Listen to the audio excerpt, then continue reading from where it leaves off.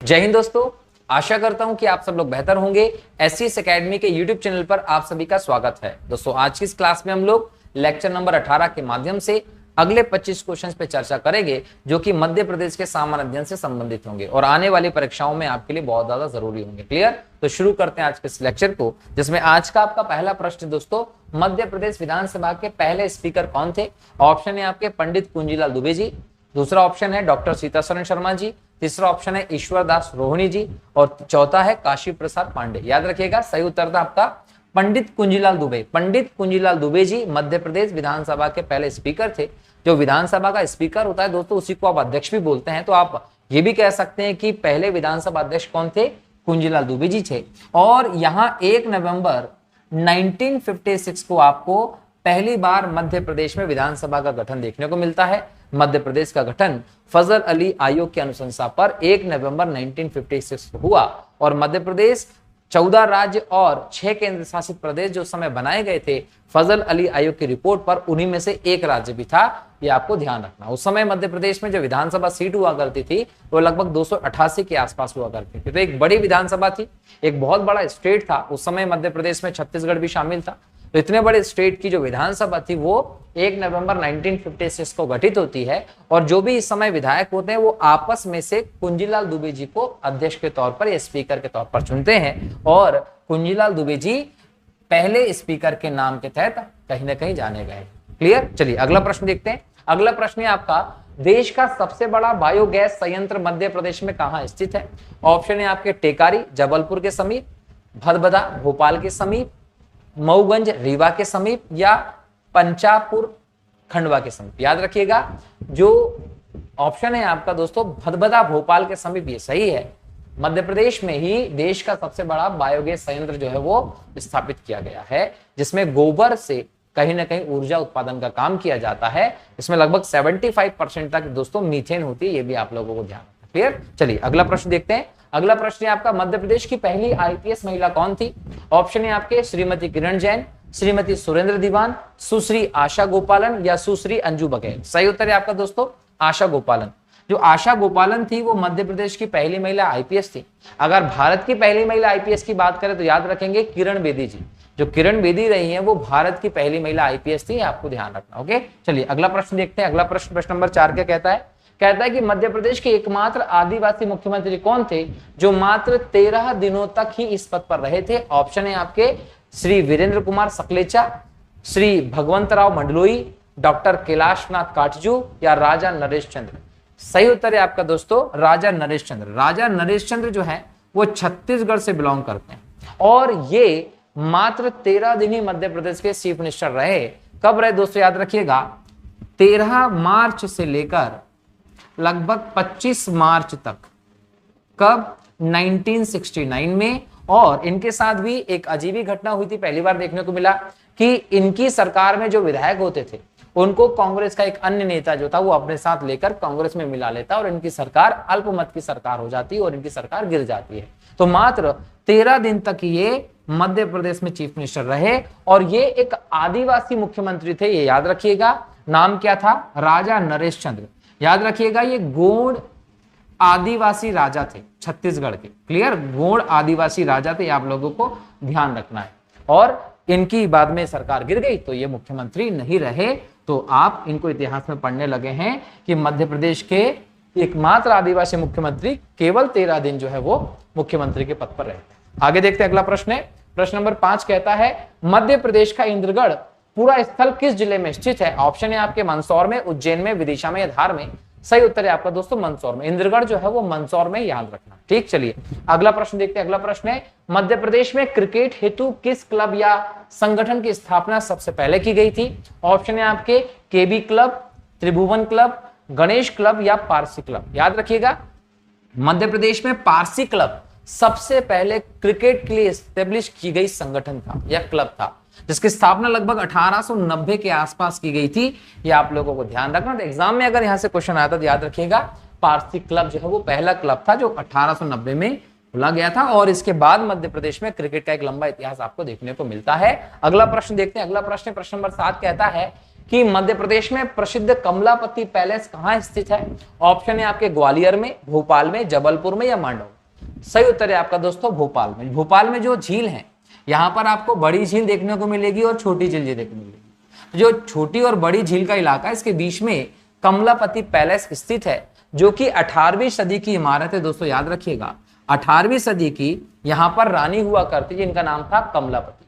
और कमलापति जो रानी थी दोस्तों, वो यहां हम बोल सकते हैं कि अंतिम गोंड महारानी के तौर पर प्रचलित थी, जिनके जो शासन रहा वो आपको रायसेन में जो गिन्नौर का किला दिखता है वहां तक आपको देखने को मिलता है। और इनके योगदान को ध्यान में रखते हुए इनकी याद में ही जो भोपाल का हबीबगंज रेलवे स्टेशन है, उसका नाम कमलापति रेलवे स्टेशन नाम रखा गया है। तो आपको ध्यान रखना है। कमलापति जो रानी थी दोस्तों, इनकी सुंदरता के कारण बहुत ज्यादा फेमस थी और कहीं ना कहीं इसी के कारण बाद में विवाद होते हैं और इनकी हत्या कर दी जाती है, याद रखिएगा। क्लियर। चलिए आगे बढ़ते हैं। अगला प्रश्न है आपका।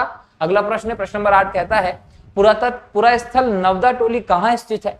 और ऑप्शन है आपके खंडवा में, इंदौर में, खरगोन में या भोपाल में। सही उत्तर है आपका दोस्त खरगोन में। जो नवदा टोली है वो लगभग 1957-58 के आसपास खोजा गया। डॉक्टर HD सांकलिया जो थे, इनके द्वारा इसको खोजा गया है। और ये एक ताम्र पाषाण कालीन, याद रखिएगा, ताम्र पाषाण कालीन स्थल है, एक प्राचीन स्थल है जो कि खरगोन के पास नर्मदा नदी के किनारे वाले इलाके से मिलता है। इसका नाम क्या है? नवदा टोली। ये आप लोगों को ध्यान रखना है। एग्जाम में क्वेश्चन मेनली ये पूछा जाता है दोस्तों कि नवदा टोली की खोज किसने की थी? तो याद रखिएगा डॉक्टर सांकलिया जो थे, इनके द्वारा इसको खोजा गया है। ये ध्यान रखना। कब खोजा गया है? 1957-58 के समय।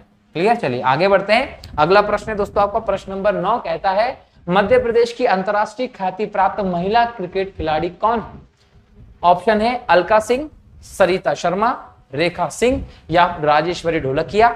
सही उत्तर है आपका दोस्तों राजेश्वरी ढोलकिया जो है वो अंतरराष्ट्रीय ख्याति प्राप्त महिला क्रिकेटर रही। ओके, चलिए आगे बढ़ते हैं। अगला प्रश्न है जिला बनने से पहले भोपाल किस जिले की तहसील में था? ऑप्शन है रायसेन में, सीहोर में, विदिशा में या मंदसौर में। याद रखिएगा सीहोर, जो सीहोर है यहीं में भोपाल स्थित था। ये आप लोगों को ध्यान रखना है। और ये भी याद रखिएगा कि 1 जून 1949 को जो भाग ग रहा उसमें भोपाल का विलय किया गया था। भोपाल का विलय कौन से भाग में किया गया था मध्य प्रदेश के उस समय के? अगर ऑप्शन आ जाता है तो आप लोग उत्तर देंगे भाग ग। ABC क ख ग 3 भाग बनाए गए थे उस समय मध्य क्षेत्रीय रियासतों को मिलाकर, जिसमें भाग A जो था, भाग B और भाग C था। भाग C विंध्य प्रदेश वाला इलाका था जिसकी राजधानी रीवा हुआ करती थी। अब 1 जून 1949 से पहले जो भोपाल था एक स्वतंत्र स्टेट के तौर पर जाना जाता था। भोपाल के नवाब शासन करते थे। लेकिन 1 जून 1949 को इसको भाग सी जो विंध्य प्रदेश का एक सेक्टर था जिसकी राजधानी रीवा हुआ करती थी, उसमें भोपाल का विलय कर दिया गया।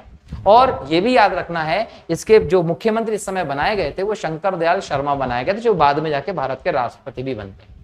उसके बाद हम देखें कि 1956 में मध्य प्रदेश का गठन हुआ और मध्य प्रदेश के गठन के समय मध्य प्रदेश में 43 जिले थे। उसके बाद हम देखें तो 26 जनवरी को 1972 में भोपाल के एक अलग जिले के तौर पर स्थापित करने की घोषणा की गई थी। इसके पहले ये किसका हिस्सा था? सीहोर का हिस्सा था और सेंटर भी था ये। तो 26 जनवरी 1972 के बाद आपको भोपाल एक अलग जिले के तौर पर दिखाई पड़ता है, ये ध्यान रखना है। लेकिन भोपाल किस भाग का हिस्सा बनाया गया था? तो भाग ग का हिस्सा बनाया गया था, विंध्य प्रदेश का जो इलाका था उसका। आगे बढ़ते हैं। अगला प्रश्न है प्रश्न नंबर 11 कहता है कि मध्य प्रदेश के किस क्षेत्र में मुमताज महल का देहांत हुआ था? ऑप्शन है आपका बुरहानपुर, खंडवा, खरगोन या धार। सही उत्तर है दोस्तों आपका बुरहानपुर। जो बुरहानपुर सेक्टर था यहीं पर मुमताज का देहांत हुआ था। मुमताज कौन है दोस्तों? शाहजहां की बेगम थी। शाहजहां की बेगम थी, ये पत्नी थी और प्रिय पत्नियों में गिनी जाती थी ये शाहजहां की, क्योंकि ये वो शासन चल रहा था जब कई सारी रानियां हुआ करती थी। तो ऐसे में सबसे प्रिय पत्नी के तौर पर थी और इनका ओरिजिनल नाम भी आपको याद होना चाहिए। याद रखिएगा अर्जुमंद बानो बेगम। अर्जुमंद बानो बेगम जो था वो मुमताज का वास्तविक नाम था। इन्हें मुमताज की तो बाद में उपाधि दी गई थी। तो अर्जुमंद बानो बेगम या मुमताज की हम बात करें तो ये अपने 14वें बच्चे को जन्म देते समय प्रसव पीड़ा के दौरान इनकी मृत्यु हो गई थी। तो देखिए 14 बच्चे आप करवा रहे हैं उस समय पे, लालन थे ऐसे राजा पे, परंतु समझिए कि 14वें बच्चे को जन्म देते हुए इनकी मृत्यु हुई कहां? बुरहानपुर में। और बुरहानपुर में इनकी कब्र रही। इनकी कब्र कहां रही? बुरहानपुर में रही थी, लेकिन बाद में शाहजहां को बहुत बड़ा सदमा लगता है और उसके बाद वो क्या करता है, ताजमहल का निर्माण करवाता है। और बाद में क्या करते हैं, ताजमहल का निर्माण कार्य करवाता है। और ताजमहल का निर्माण कार्य जो है दोस्तों याद रखिएगा 1632 से प्रारंभ होता है और लगभग 1653 में जाके ये बनता है। और इसके वास्तुकार आपको मिलते हैं उस्ताद अहमद लाहौरी, ये इसके वास्तुकार थे। और कहीं ना कहीं ये इतने सालों में ये ताजमहल बनकर तैयार हुआ।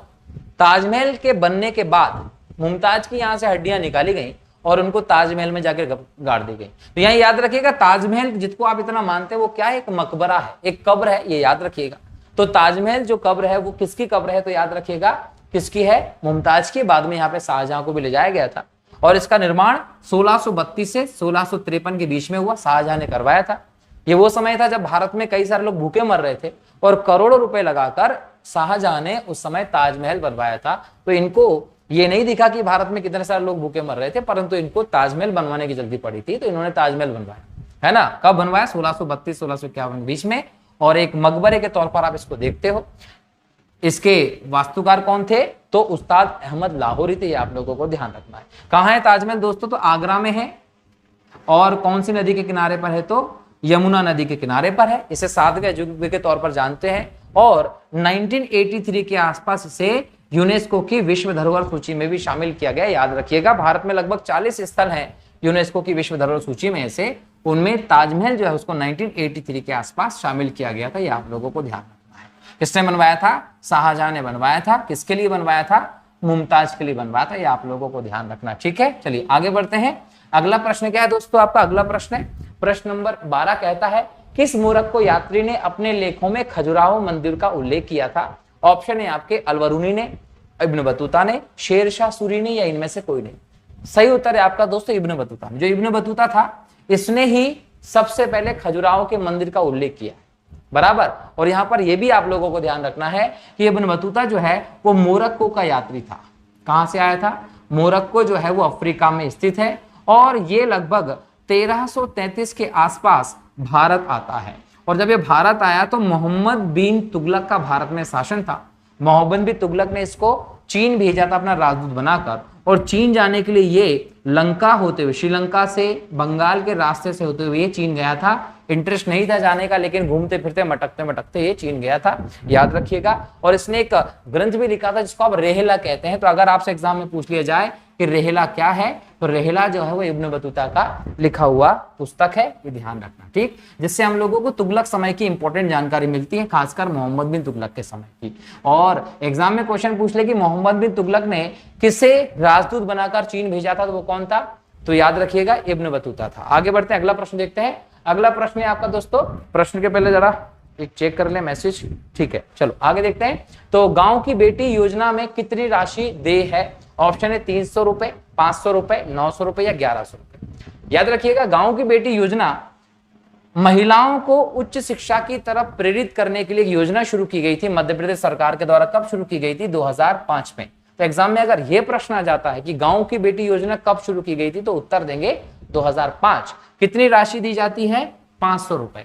500 रुपए प्रति माह करके 10 माह तक ये राशि दी जाती है। मतलब टोटल कितनी, 5000 की राशि दी जाती है, ताकि जो बच्चियां ग्रामीण क्षेत्र की हैं और जिन्होंने 12वीं की कक्षा प्रथम श्रेणी से 60% या उससे ज्यादा प्रतिशत लाके पास की है, उनको ये पैसा मिलेगा उच्च शिक्षा प्राप्ति के लिए। एक छात्रवृत्ति के तौर पर ये दिखाई पड़ती है। याद रखना, जिस प्रकार से अभी मध्य प्रदेश में लैपटॉप वितरण हो रहा है और बाकी की चीजें दी जा रही हैं लड़कियों के लिए खासकर, तो ऐसी योजना एग्जाम में जरूर पूछ सकता है, ठीक है। चलिए आगे देखते हैं। अगला प्रश्न है आपका, मध्य प्रदेश में पंचज अभियान कब से लागू किया गया है। ऑप्शन है आपका 2004 से, 2005 से, 2006 अप्रैल से, या 2006 सितंबर से। सही उत्तर है आपका दोस्तों 2004 से। जो पंचज अभियान है वो 2004 से लागू किया गया है। और दोस्तों याद रखिएगा इसका उद्देश्य पर्यावरण संरक्षण है। तो पर्यावरण संरक्षण को ध्यान में रखते हुए ये अभियान चालू किया है 2004 से। इसमें 5 ज की बात की गई है। तो 5 ज में एक ज होता है दोस्तों जन, एक होता है दोस्तों जानवर, एक होता है दोस्तों जंगल, एक होता है दोस्तों जमीन, और एक होता है जल। तो इन सब के संरक्षण पर बल देने के लिए ही 2004 में मध्य प्रदेश सरकार के द्वारा ये अभियान जो है वो 2004 से शुरू किया गया, ये आप लोगों को ध्यान। ठीक, चलिए आगे बढ़ते हैं। अगला प्रश्न है आपका, अगला प्रश्न नंबर 15 कहता है मध्य प्रदेश में प्रभाष जोशी पुरस्कार किस खेल में दिया जाता है? ऑप्शन है क्रिकेट में, कबड्डी में, शतरंज में या मलखंभ में। सही उत्तर है आपका दोस्तों मलखंभ में। जो प्रभाष जोशी पुरस्कार है वो मलखंभ के क्षेत्र में दिया जाता है और लगभग 2013 से ये दिया जा रहा है।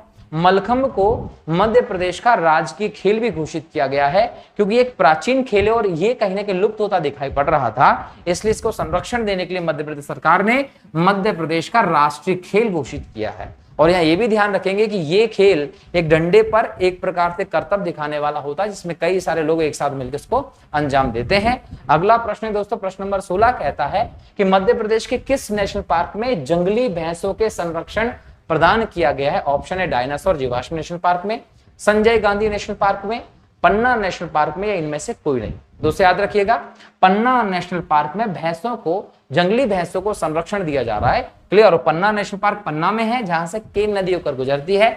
संजय गांधी नेशनल पार्क जो है वो मध्य प्रदेश के सबसे पूर्व में स्थित नेशनल पार्क है जो मध्य प्रदेश और छत्तीसगढ़ की सीमा में, इसका थोड़ा सा हिस्सा छत्तीसगढ़ में भी है। और संजय गांधी जो नेशनल पार्क है ये याद रखिएगा कि ये सीधी सिंगरौली के क्षेत्र में आता है। और डायनासोर जीवाश्म नेशनल पार्क की बात करें दोस्तों तो ये मध्य प्रदेश के पश्चिम क्षेत्र में स्थित एक नेशनल पार्क है, धार जिले में आता है, जहां पर डायनासोर के जीवाश्म आपको देखने को मिलते हैं। ठीक, चलिए इसमें संजय गांधी और पन्ना दोनों में प्रोजेक्ट टाइगर भी चल रहा है, ये भी आप लोगों को ध्यान रखना है। अगला प्रश्न है, प्रश्न नंबर 17 कहता है मध्य प्रदेश में शीतलहर का प्रकोप किस क्षेत्र में अधिक रहता है? ऑप्शन है दक्षिण पूर्वी भाग में, दक्षिणी भाग में, दक्षिण पश्चिमी भाग में, उत्तरी भाग में। याद रखिएगा मध्य प्रदेश का जो उत्तरी भाग है, खासकर उत्तरी मालवा की हम बात कर लें या मध्य भारत के पठार की बात करें, बुंदेलखंड की बात करें, यहां पर शीतलहर का प्रकोप ज्यादा होता है। शीतलहर कोल्ड वेव्स होती हैं जो ठंड के महीने में हमारे इस पूरे क्षेत्र को प्रभावित करते हैं और इन ठंडी हवाओं के कारण यहाँ तापमान बहुत ज्यादा कम हो जाता है, ये आप लोगों को ध्यान रखना है।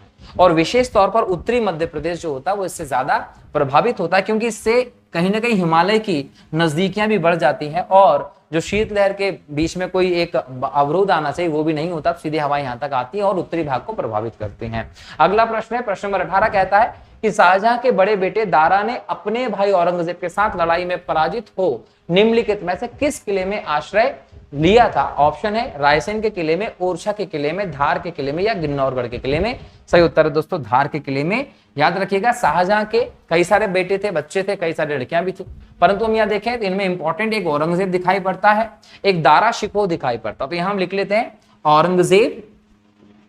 क्लियर? एक मिलता है आपको दारा शिकोह, एक आपको मिलता है शाह शुजा और एक आपको देखने को मिलता मुराद। तो ये बेटे थे जिनके बीच में उत्तराधिकार का संघर्ष होता है और उत्तराधिकार का जो संघर्ष होता है दोस्तों, इसकी अंतिम लड़ाई दारा और औरंगजेब के बीच में होती है। औरंगजेब बुरी तरीके से दारा को मरवा देता है, इसकी गर्दन काट के इसके सामने आती है और उस पर थूक कर नामुराद उसको कहता है। तो इस प्रकार के भाई हुआ करता था औरंगजेब। भारत में सबसे शक्तिशाली मुगल शासक अगर कोई था तो औरंगजेब था। सबसे ज्यादा हिंदू पदाधिकारियों के अपने दरबार में रखने वाला था तो वो औरंगजेब था। और कहीं ना कहीं बोल सकते हैं कि अंग्रेजों को भी सबसे ज्यादा डराने वाला अगर कोई था तो वो औरंगजेब था। लेकिन सबसे ज्यादा बेकार शासकों की बात करें तो भी औरंगजेब ही था, जिसने लगभग 1658 के आसपास अपने पिता शाहजहां को आगरा के किले में कैद कर दिया और लगभग 8 साल शाहजहां को औरंगजेब ने तड़पाया, जहां 1666 के आसपास शाहजहां की मृत्यु हो जाती है तड़प तड़प के काल कोठरी के भीतर। इस प्रकार की औलाद हुआ करती थी औरंगजेब, जिसने अपने पिता को अंतिम समय में बहुत ज्यादा तड़पाकर अंत में मौत के घाट उतरवा दिया। ध्यान रखना है। और बाद में सत्ता के लिए अपने भाइयों से लड़ाई भी इतनी ज्यादा की कि सभी भाइयों को इसने मार दिया था। उसके बाद औरंगजेब ने अपना राज्याभिषेक करवाया। 2 बार राज्याभिषेक कराने वाला मुगल शासक था औरंगजेब, ये भी आपको ध्यान रखना है। तो औरंगजेब के साथ दारा शिकोह की लड़ाई हुई, उसके बाद उसने यहाँ बोल सकते हैं आश्रय लिया था। दारा शिकोह की बात करें दोस्तों तो शाहजहां का सबसे बड़ा बेटा था। सबसे ज्यादा विद्वान अगर कोई था तो वो दारा शिकोह था इनमें, और शांतिवादी था। याद रखिएगा नेता कौन? दारा शिकोह। और शाहजहां का सबसे प्रिय भी था और शाहजहां ने अपना उत्तराधिकारी दारा शिकोह को ही बनवाया था, ये भी ध्यान रखना है। दारा शिकोह इतना विद्वान था कि इसने उपनिषदों का अध्ययन किया और उनका अनुवाद करके फारसी में उनको सर ए अकबर नाम से या अकबर रहस्य के नाम से उसको लिखवाया भी था, ये भी आपको ध्यान रखना है। तो सर ए अकबर की रचना किसने की थी? दारा शिकोह का नाम आता है, याद रखिएगा। क्लियर। दारा शिको औरंगजेब जो है उसने इसको मारा था, इसकी गर्दन अलग करवा दी थी और कहीं ना कहीं उसको थूक कर नामुराद कहा था। इस प्रकार की घटनाएं आपको देखने को मिलती हैं। अगला प्रश्न देखते हैं। प्रश्न नंबर 19 कहता है खेल गांव का शिलान्यास किस तारीख को किया गया? ऑप्शन है अप्रैल 2007, मार्च 2006, मई 2007, फरवरी 2007। सही ऑप्शन है आपका दोस्तों अप्रैल 2007। खेल गांव विभिन्न प्रदेशों में खेलों को प्रोत्साहित करने की दृष्टि से एक प्रकार की मुहिम, एक व्यवस्था चालू की गई है सरकार के द्वारा। तो हमारे यहाँ पर 2007 में इसका शिलान्यास किया गया है। अगला ऑप्शन है दोस्तों क्वेश्चन नंबर 20 कहता है मध्य प्रदेश का चेरापूंजी किस स्थान को कहा जाता है?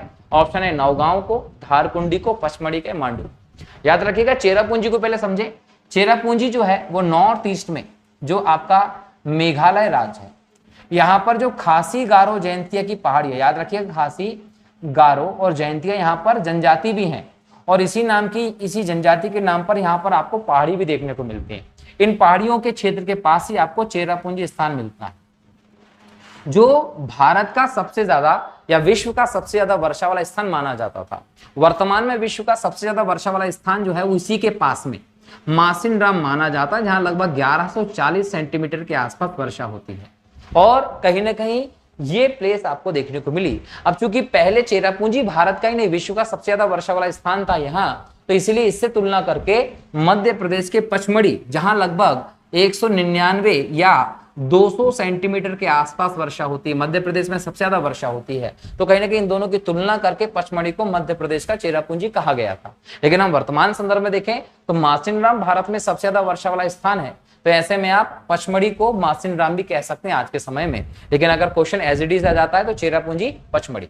पूरे मध्य प्रदेश में दोस्तों लगभग 112 सेंटीमीटर के आसपास औसत वर्षा होती है। दक्षिण पूर्वी मध्य प्रदेश जो है यहाँ पर सबसे ज्यादा वर्षा देखने को मिलती है, क्योंकि सतपुड़ा का पूरा क्षेत्र यहाँ पर है।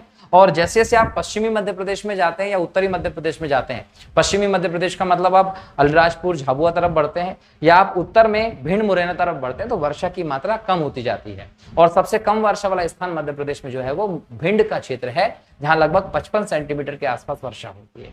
क्लियर। चलिए आगे बढ़ते हैं। अगला प्रश्न है आपका प्रश्न नंबर 21 कहता है कि मध्य प्रदेश के पूर्वी तथा पश्चिमी भाग में कितने मिनट का अंतर है? ऑप्शन है 24 मिनट, 28 मिनट, 32 मिनट या 34 मिनट। सही उत्तर है आपका दोस्तों 34 मिनट। दोनों क्षेत्र में लगभग 34 मिनट का अंतर देखने को मिलता है। सामान्य तौर पर आप जब उत्तर देखते हैं, कभी ये ऑप्शन में ना हो तो 30 मिनट उत्तर आता है। ठीक है। मध्य प्रदेश में अगर हम देखें तो पूर्व में जो है वो सिंगरौली आता है, और अगर आप पश्चिम में देखते तो यहां पर आपको देखने को मिलता है क्या? अलीराजपुर। इन दोनों में अगर हम समय में अंतर देखें दोस्तों तो 30 मिनट का 34 मिनट का अंतर देखने को मिलता है। ये 34 मिनट का अंतर देखने को मिलता है, मतलब यहाँ पर सूर्योदय और यहाँ पर सूर्योदय का जो अंतर है वो कितने समय का देखने को मिलता है? इससे मतलब यहाँ पर और यहाँ पर अंतर 34 मिनट का है। यहाँ 34 मिनट पहले और यहाँ 34 मिनट बाद में सूर्योदय होता है। लेकिन अगर हम भारत की बात करें दोस्तों, तो भारत के ईस्ट और वेस्ट में हम देखें तो यहाँ अरुणाचल प्रदेश में देखें और गुजरात में देखें तो पूरा 2 घंटे का अंतर। क्लियर। अरुणाचल प्रदेश में गुजरात की तुलना में 2 घंटे पहले सूर्योदय हो जाता है। ठीक। चलिए, और अगर हम ब्रिटेन से तुलना करें भारत की, तो ब्रिटेन से भारत में 5.5 घंटे पहले ही सूर्योदय हो जाता है, ये ध्यान रखना। ठीक। चलिए आगे बढ़ते हैं, अगला प्रश्न देखते हैं। अगला प्रश्न है आपका प्रश्न नंबर 22 कहता है कि मध्य प्रदेश में ग्रीष्म ऋतु के अंतर्गत उत्तरी भाग में चलने वाली गर्म हवाओं को किस नाम से जाना जाता है? ऑप्शन है चक्रवात, आंधी, लू या पाला। ये जो गर्म और शुष्क हवाएं चलती हैं इनको लू कहते हैं। आप क्या कहते हैं? लू कहते हैं। ये गर्म हवा होती है प्लस शुष्क हवा होती है, और अगर गर्मी के मौसम में आप इनमें चपेट में आ जाते हैं तो आपको बुखार हो सकता है, लूज मोशन हो सकता है, और कहीं ना कहीं बहुत कमजोरी सी फील आपको होने लगती है। और कहीं ना कहीं देखें तो हर साल पूरे प्रदेश में लगभग 200-300 लोगों की मृत्यु लू की चपेट के कारण हो जाती है। तो कहीं ना कहीं ये भी ध्यान रखना है कि इसको लू कहा जाता है। तो लू किस प्रकार की हवा है? गर्म और शुष्क हवाएं जो गर्मी के मौसम में मध्य प्रदेश में देखने को मिलती है। अगला प्रश्न नंबर 23 कहता है कि निम्नलिखित जिला समूह में कौन सा समूह निम्न वर्षा वाले क्षेत्रों के अंतर्गत आता है? ऑप्शन है रीवा, सतना, सीधी, भिंड, मुरैना, ग्वालियर, जबलपुर, इंदौर, देवास। इनमें से कोई नहीं। सबसे कम वर्षा कहां होती है दोस्तों? भिंड में। कितनी होती है? लगभग 55 सेंटीमीटर के आसपास। तो सबसे कम वर्षा वाला स्थान यहीं पर है। उसके बाद मुरैना, उसके बाद ग्वालियर, तीनों ही क्षेत्र ऐसे जहां पर वर्षा कम होती है। मध्य भारत के पठार को आप या चंबल संभाग को आप सबसे कम वर्षा वाले क्षेत्र के तौर पर जानते हैं, ये याद रखिएगा। ठीक। चलिए आगे बढ़ते हैं। अगला प्रश्न है प्रश्न नंबर 24 कहता है कि फड़के स्टूडियो मध्य प्रदेश के किस जिले में है? ऑप्शन है ग्वालियर में, रीवा में, धार में या भोपाल में। कहां है दोस्तों? धार में है। 1933 के आसपास श्रीधर फड़के जी ने इसकी स्थापना की थी। और श्रीधर फड़के जो थे वो शिल्पकार थे और उन्होंने शिल्प और इस पूरी कला को आगे बढ़ाने के लिए इसकी स्थापना की थी धार में, याद रखिएगा 1933 में। तो फड़के स्टूडियो कहां देखने को मिलता है आपको? धार में। ठीक, चलिए आगे बढ़ते हैं। अगला प्रश्न, प्रश्न नंबर 25, आज का अंतिम प्रश्न कहता है कोच रिपेयर फैक्ट्री कहां स्थित है? रेलवे के जो डिब्बे आते हैं, इंदौर, भोपाल, जबलपुर या मंडीदीप। सही ऑप्शन है आपका भोपाल। तो मध्य प्रदेश में कोच फैक्ट्री जो है वो भोपाल में है। तो इस प्रकार से हमने आज के भी 25 क्वेश्चंस को चर्चा किए और मैं समझता हूं कि आप लोग रेगुलर इन लेक्चर्स को देख रहे हैं। आपके अगर कोई भी डाउट होते हैं दोस्तों, या आपको इन क्वेश्चंस की पीडीएफ चाहिए हो, तो आपको लिंक में इंस्टाग्राम जो हमारा चैनल है, या फिर हम बात करें टेलीग्राम चैनल, तो टेलीग्राम पे आप हमको सीधे मैसेज कर सकते हो, हमारे ग्रुप को ज्वाइन कर सकते हो। तो वहां पर आपको डे टू डे सारे प्रश्न मिल जाएंगे। और जिन लोगों ने चैनल को सब्सक्राइब नहीं किया है, प्लीज वो चैनल को सब्सक्राइब कीजिए। वीडियो को लाइक और शेयर करना मत भूलिएगा दोस्तों, क्योंकि इसी से हमें एक प्रकार का मोटिवेशन मिलता है कि और ज्यादा लेक्चर आप तक पहुंचा सके। क्लियर? तो नेक्स्ट लेक्चर में फिर से 25 क्वेश्चन के साथ आप लोगों के साथ रहूंगा। तब तक के लिए बहुत बहुत शुक्रिया। जय हिंद, जय भारत, वंदे मातरम।